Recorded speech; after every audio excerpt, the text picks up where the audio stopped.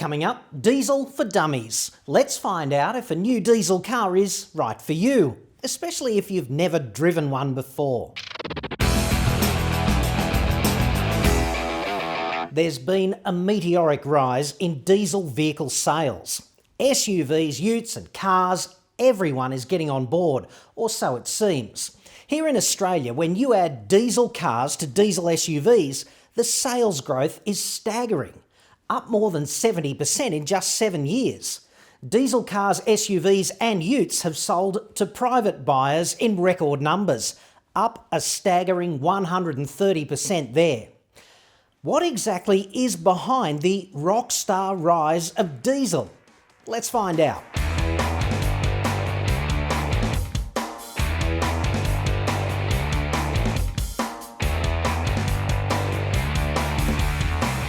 Basically, diesel grew up, possibly while none of us were looking.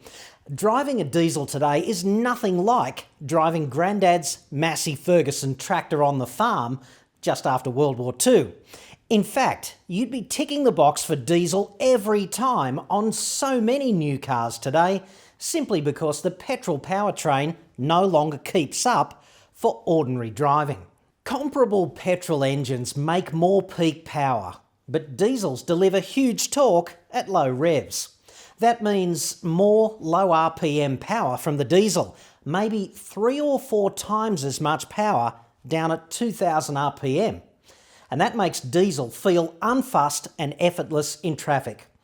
Diesels are also about 30 or 40% more fuel efficient. And that means more cruising range out of every tank of diesel and less spent every week on transport.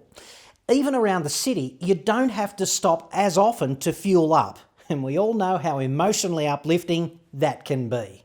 Nothing's free though, and diesels cost more up front, generally 2 or 3 grand more for ordinary cars.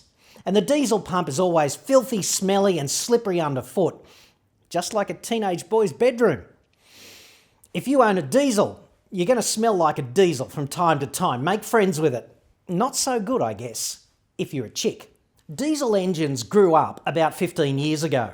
They added hardware and software that delivered greater control over the combustion event. You open the bonnet and it's still a potential insomnia cure, right? Like, if you want narcolepsy, step right up, take a look. But under the skin, it's actually pretty impressive. Electronic injection control, rapid-acting piezoelectric injectors, and fuel rails pumped up to brain-bending pressures, like 2,000 atmospheres. That's the approximate surface tension of Kim Kardashian's tights. Diesels are all turbocharged and intercooled too. The net result is precise fuel delivery to the combustion chamber.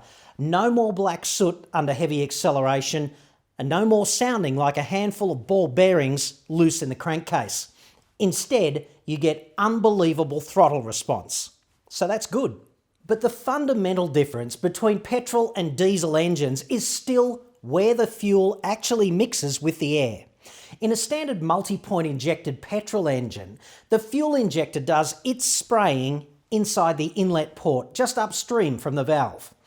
In a diesel, the fuel gets injected directly into the combustion chamber, just in time. It goes in, it goes off. There's 4 or 5 precise little injections per combustion event. We're talking precision down at the millisecond level in the time domain. There's no spark plug. The fuel just burns spontaneously in a diesel. In fact, some of the latest direct injected petrol engines inject fuel exactly like that. But they still need spark plugs. They're not auto ignition engines like diesels. So in a sense, I guess you could say petrol engines are playing a game of combustion catch-up. And direct injection, petrol or diesel, is certainly noisier. And that means car company R&D departments need to try a lot harder on the acoustic insulation front to retain existing refinement levels in all direct injection vehicles. All that stuff makes modern diesels more responsive to drive compared with a diesel from the 12th century. But that's not why you get huge low RPM power and the tremendous fuel efficiency benefit. That's down to more fundamental thermodynamics. People say there's more energy in diesel, the fuel, compared with petrol. What a load of bullshit. It's actually all just about compression. Petrol is a big, girly sook, basically, when you squeeze it. And diesel's got the relative temperament of a Yakuza enforcer, at least in terms of its ability to tolerate pressure. Diesel can endure much more compression than petrol before it auto-ignites. So when the fuel burns in the chamber and produces rapidly expanding exhaust gas, the expansion takes place through a greater range in the diesel.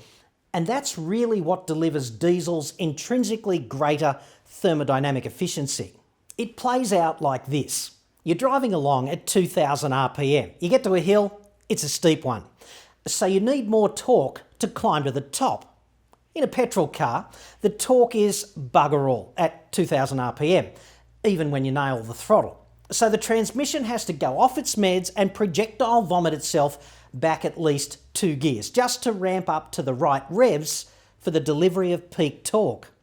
There's a lot of undignified rotational inertia shunting in the powertrain when that happens. If you were driving her, Ms. Daisy would not approve, right? In the diesel, you just hit the accelerator, you're already at the right revs, the torque ramps up, the car climbs the hill easily, even with the QE2 behind on a trailer. A diesel on a hill is essentially how Clark Kent feels when he emerges from the phone box in his red and blue spandex jumpsuit from Krypton, with his underwear, unfortunately, on the outside. Here's the final Trivial Pursuit winning diesel factoid. Diesels don't have throttles.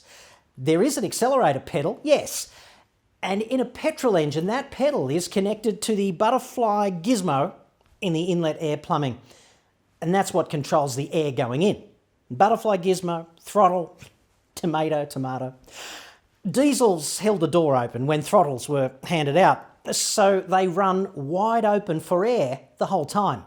The accelerator in a diesel is actually connected to a tap that controls the delivery of fuel. So diesels cost about $2,500 more. In a small car, that could be about 10% additional cost. It's a lot to spend just to start saving money on fuel. Some people get tremendously wound up on this. It's embarrassing. They get obsessed with calculating a break-even point, the hypothetical distance down the track you might need to drive to save enough fuel to offset the extra cash you pay up front for the diesel engine. Penny-pinching tight asses. It's also a fundamentally flawed analysis. For starters, the diesel goes better. It's therefore intrinsically worth more money because it performs better.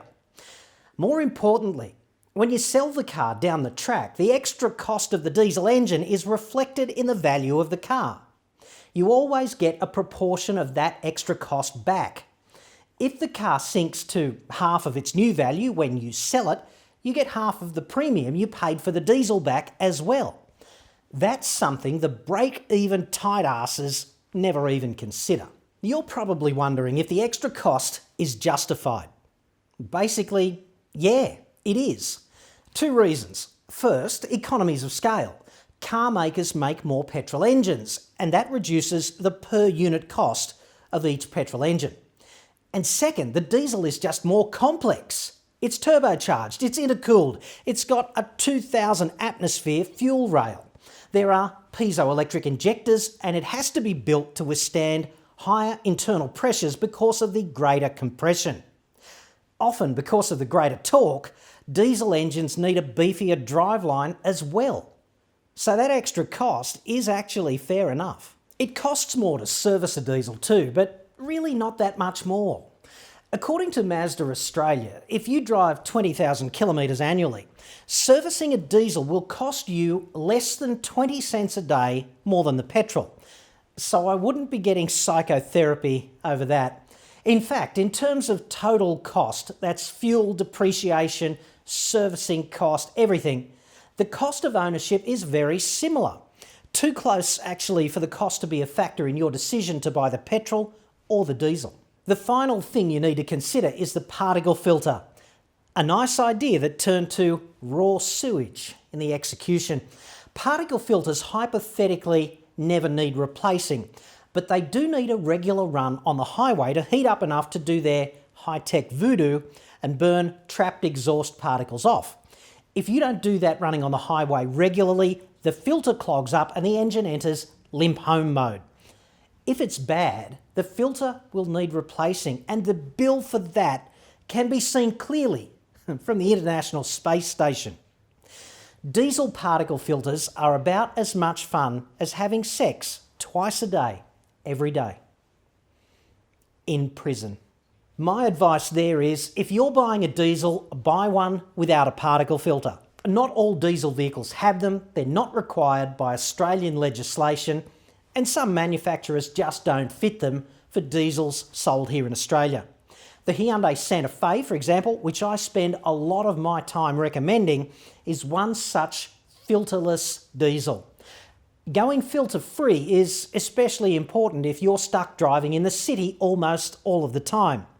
Just remember not to breathe the exhaust fumes. Actually, not inhaling is pretty good advice for all vehicle exhausts, which contain at least 2 gases guaranteed to kill you quickly in low to moderate concentrations, as well as a bunch of chemicals that are about as healthy for you as having a face-to-face disagreement with Kim Jong-un in North Korea. Don't dismiss diesel. If you haven't driven a modern diesel, live life on the edge and take one for a spin. It can't hurt to do it once, as the actress said so famously to the bishop. More and more people are driving diesels, apparently with good reason. And if you wish to cross over, you can save thousands on a new diesel at my website, autoexpert.com.au.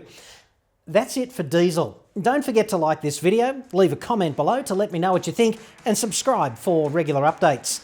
I'm John Cadogan. Thanks for watching.